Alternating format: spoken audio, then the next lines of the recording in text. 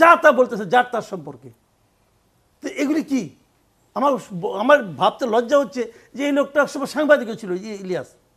তো যে কথা বলে লাভ আছে নাকি? আসে না কেন দেশে? এত বড় বিপ্লবী তারা চেগুয়ে ভাড়া হয়ে গেছে, আসে না কেন দেশে? আসুক, আমি তাদেরকে ওপেন চ্যালেঞ্জ করি, আমার সঙ্গে বসুক, ইলিয়াস বসুক, পিনাকি বসুক, দুজনে একসঙ্গে বসুক, ওপেন চ্যালেঞ্জ আমার, বসুক আমার সঙ্গে, দেখেন তারা লজিক দিয়ে পারে কিনা। এই পিনাকি তো আমার নামে মানহানি মামলার জন্য উকিল নোটিশ পাঠাইছিল, উকিল নোটিশ আমাকে পাঠাইছিল এই ধানমন্ডি এক ল ফার্ম দেয়া, ওই নোটিশে আমি ফালাই দিছি। কী হিসেবে আবার? তো ওগুলো আমি গুনি নাকি রে ভাই? শেখ হাসিনার গুনি নাই, আর কোথেকে এগুলি আইছে? এই দেশে বসে আমি শেখ হাসিনার বিরোধিতা করছি, আপনার অনুষ্ঠানে বসে করছি, কি হয়েছে? ও কি করে? দূরে বসে গলির কুত্তা গলিতে ঘেউ ঘেউ করে, আসুক না এখানে। জি, জনাব মাসুদ কামাল, আপনার কাছে যেতে চাই। মাহমুদা হাবিবা বিএনপির অন্যান্য নেতাদের মতোই তিনিও বলার চেষ্টা করছেন যে এই তারেক রহমানের দেশে না ফেরা বা এটি নিয়ে যে অনিশ্চয়তা তৈরি হয়েছে সেটির জন্য আসলে বিএনপির ভোট ব্যাংক বা তারেক রহমানের প্রধানমন্ত্রী হওয়ার যেই সম্ভাবনা সেটিতে কোনো প্রভাব পড়বে না। আপনি কি সেই সাথে একমত? আপনি কি সেটার সাথে একমত কিনা? দেখেন, আসলে লজিক্যালি আমি তার সঙ্গে একমত না। কারণ আমি যখন আমার লিডারের দিকে তাকাই, আমি কিন্তু আমার লিডারের মধ্যে এক ধরনের, আমি যাকে লিডার মানতে চাই, ভাবতে চাই, আমি তার মধ্যে এক ধরনের দৃঢ়তা, তার মধ্যে এক ধরনের অন্যের মুখাপেক্ষী না হওয়া, এরকম একটি লিডার আমি চাই। এখন তিনি যদি বলেন যে আমার দেশে যাওয়াটা অন্য অনেক কিছুর উপর নির্ভর করে, আমার একার সিদ্ধান্তের উপর নির্ভর করে না, এমন কথা যিনি বলেন, তিনি যখন রাষ্ট্র ক্ষমতার দায়িত্বে আসবেন তখন উনি বলবেন যে সিদ্ধান্ত আমাকে নিতে হচ্ছে, কারণ আমার সেই সিদ্ধান্ত আমার ইচ্ছার উপর ডিপেন্ড করে না, আমার দলের উপর নির্ভর করে না, অদৃশ্য কোনো একটা শক্তির উপর নির্ভর করে। তো অদৃশ্য শক্তির কাছে যিনি বাধা পড়ে আছেন, তেমন লোক তো জাতিকে আপনার নেতৃত্ব দেওয়ার যোগ্যতা রাখেন না। এটা শুনতে খুব খারাপ শোনা যায়, বলতে আমারও খুব কষ্ট হচ্ছে, কারণ আমার কাছে আর বিকল্প কেউ নাই। কিন্তু আমি অন্য যাদেরকে, তাদের কিন্তু আমি তার বিকল্প ভাবি না। আমি যাকে বিকল্পহীন মনে করি তার মধ্যে যখন এই দুর্বলতাটা দেখি তখন কিন্তু আমি কষ্ট পাই। কাজেই এই জিনিসটা ভালো না। পৃথিবীর কোনো দেশ তার সরকার প্রধানের জন্য এই বৈশিষ্ট্যটাকে কামনা করে না। এখন যারা ওনার দলের লোক, সমস্যাটা কোথায় জানেন? আমরা এমন একটা রাজনীতির সঙ্গে থাকি, শীর্ষ নেতৃত্বকে প্রশ্ন করার কেউ সাহস রাখে না, সাহসই পায় না তারা। তারেক রহমান কেন আসে না, মানে কেন উনি আসেন না, এই প্রশ্ন আমি মাসুদ কামাল করতেছি আরো 1 বছর আগের থেকে। আমি বলতেছি বিএনপির এটা যখনই বলি আমি, তখন আমার পাশে কোনো বিএনপির লিডার থাকে। আমি তাকে বলি আপনি বলেন কেন আসে না, আপনার দল বলুন কেন আসে না। নিরাপত্তার জন্য আসছেন না, কেউ বলে না, এর বলে নাই, কেউ বলে নাই। না, এটি বলেছেন রুমিন ফারহানা আমার অনুষ্ঠানে এসে বলেছেন যে নিরাপত্তা, উনি স্পেসিফিক্যালি বলেছেন যে নিরাপত্তার, রুমিন ফারহানার কথা বলছি। রুমিন ফারহানা নিজে বলেছেন, তারেক রহমান তো বলেছেন রুমিন ফারহানা বলে নিরাপত্তার জন্য আসে না। তখন আমি ছিলাম না অনুষ্ঠানে, থাকলে আমি তাকে কাউন্টার প্রশ্ন করতাম, উনি যে নিরাপত্তার জন্য আসেন না, এটা আপনাকে কে বললো? আপনি ভেবে বলেছেন? আপনার ভাবনার উৎসটা কি আমি জানতে চাইবো না? যদি নিরাপত্তার উৎস, যদি নিরাপত্তাহীনতার উৎস যদি জাহাঙ্গীর আলম চৌধুরী হয়, আমি ওনাকে প্রশ্ন করবো আপনি কেন নিরাপত্তা দিতে পারছেন না? ভাই, একটা লেজ ধরে ধরে প্রতি অগ্রসর হবেন। কে, হু ইজ দ্য ভিলেন? এখানে কোনো ভিলেনকে কেউ দেখাতে পারছে না। যখন আপনি ভিলেনকে দেখাতে না পারবেন তখন বুঝতে হবে ভিলেন আপনি নিজেই, আপনার ভেতরেই সমস্যা আছে। এটা কিন্তু বড়, আমি বললাম তো, এই কথাটা বলতে আমার খুব খারাপ লাগছে। এখানে আমার হাতে কোনো বিকল্প নাই। এত কিছুর পরেও তারেক রহমান ছাড়া আমার কাছে কোনো বিকল্প নাই এখন। কিন্তু আমার যে বিকল্পহীন নেতৃত্ব, তার মাঝে যখন আমি দুর্বলতা পাই তখন আমি হতাশ হই। তো আমাকে তো হতাশ করার অধিকার ওনাকে কেউ দেয় নাই। উনি আমাকে, আমি নেতার চেহারা দেখলে আমি আশাবাদী হব, আমি আশাবাদী হতে পারছি না কেন? কেউ বলতে পারছে না কেন? উনি যে ব্যাখ্যাটা দিছে, এবং বিএনপির নেতারা বারবার করে বিভিন্ন ধরনের ডেট দিয়েছেন, কিছু বলে না ভাই, তারা জানে না কিছু, কেমনে বলবে? তারা বলেছেন নভেম্বরে আসবেন, তফসিল ঘোষণার পর আসবেন, শীঘ্রই আসবেন। বিএনপি নেতারা কেউ জিজ্ঞাসা করে না, আমি শিওর বিএনপি নেতারা কেউ তাকে জিজ্ঞাসাও করে না।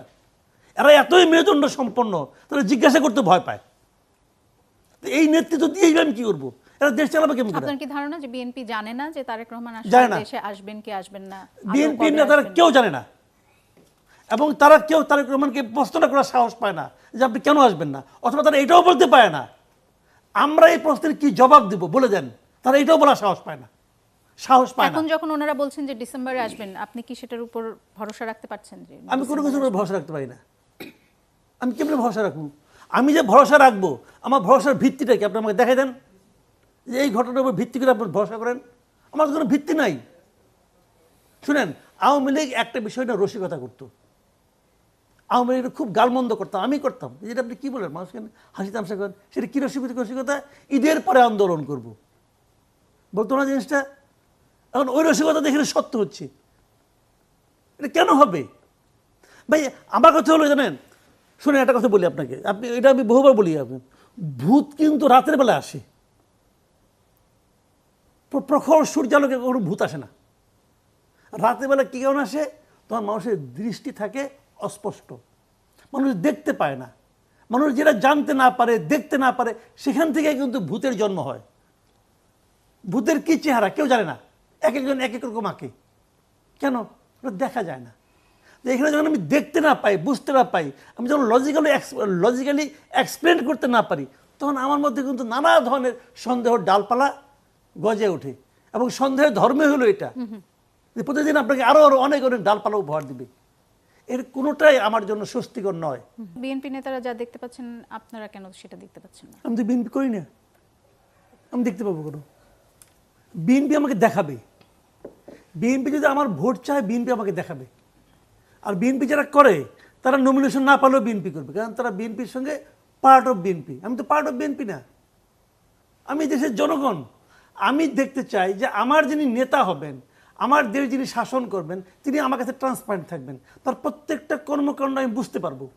তিনি আমাকে বোঝাবেন যে আমি এই কাজটা এই জন্য করেছি, অতএব তুমি আমার উপর আস্থা রাখো। উনি যত কিছুই করেন না, ওনার দল ওনার উপর আস্থা হারাবে না, কারণ ওনার দলে চেয়ারম্যান। আমি তো আস্থা হারাতে পারি, আমি যে কোনো সময় যে কোনো লোকের উপর আস্থা হারাতে পারি, কারণ কারোর প্রতি আমার কোনো কমিটমেন্ট নাই। আমি জানতে চাই আমার নেতা আমার প্রতি কমিটেড কিনা। আমার কমিটেড হওয়ার দরকার নাই ভাই, আমি তো ভোট দেবো, উনি আমাদের ভোট চাচ্ছেন, তা আমি ভোট তো তাকেই দেবো যাকে আমি বুঝি, যে আমার কাছে রহস্যময় পুরুষ, তাকে আমি ভোট দেবো কেন? আমি তো রহস্যের মধ্যে ঢুকবো না। আমার কি টাকা পড়ছে ভাই? আমার কোনো টাকা নাই। এবং এরকম আমার সংখ্যা যদি বেড়ে যায়, তাহলে সেটা তো ভালো খবর না। মাহমুদা হাবিবা, আপনি কি ছোট করে কোনো উত্তর দিতে চান?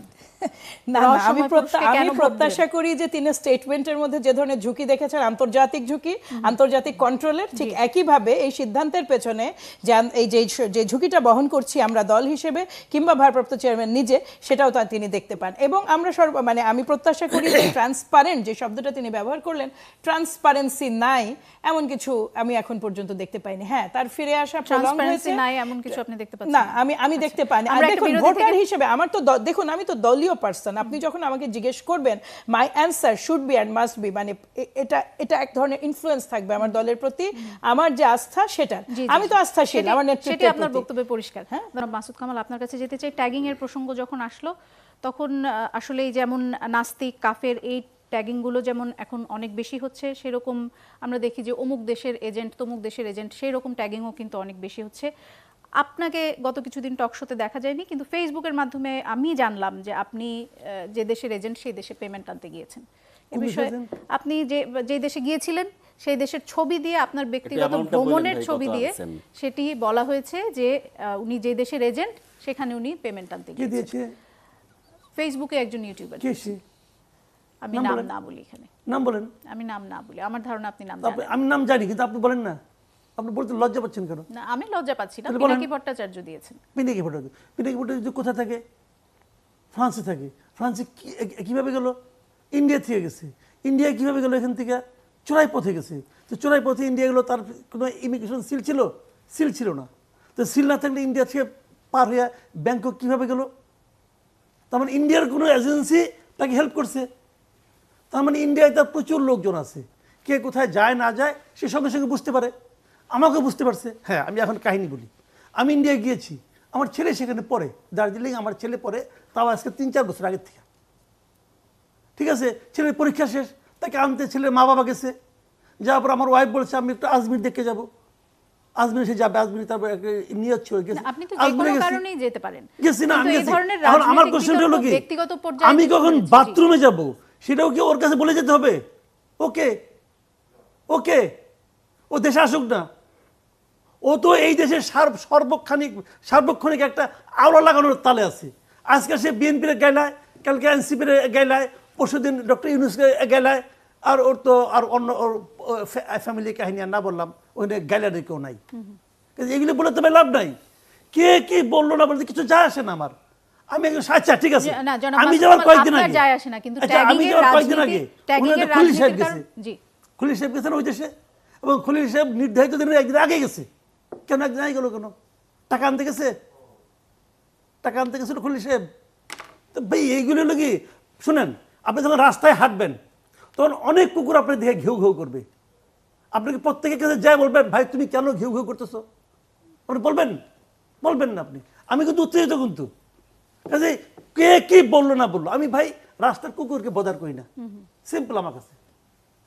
কিন্তু এই ধরনের ট্যাগিং এর রাজনীতির সামনে আপনাকে হয়তো তিনি বিব্রত করতে পারছেন না, বা আপনাকে হয়তো তিনি আমাকে বিব্রত রাগান্বিত করতে করতে পারছেন না। কিন্তু আরো অনেক মানুষ তো আছেন যে যাদেরকে এই যে ওই দিন গুজার গেছে না, জি, ওইটা এক সময় ছিল। রাজনৈতিক বিতর্কের সাথে রাজনৈতিক বিতর্ক, শুনেন, ন্যারেটিভের সাথে একসময় তার কাউন্টার কথা ন্যারেটিভ ছিল। আসবে, কিন্তু এই যে এই ধরনের যে নাস্তিক, মুরতাদ বা হচ্ছে অমুক দেশের দালাল, এই ধরনের ট্যাগিং গুলো সাম্প্রতিক সময়ে অনেক বেশি বেড়ে গেছে। এই ট্যাগিং গুলো যখন ছিল ওনার দ্বারা অনেক কিছু হইতো, উনি এবং ওনার আরেক সাংঘাত আছে আমেরিকাতে, এরা মিলে আগে অনেক কিছু করতো। এখন এদের ডাকে পিঁপড়া নড়ে না।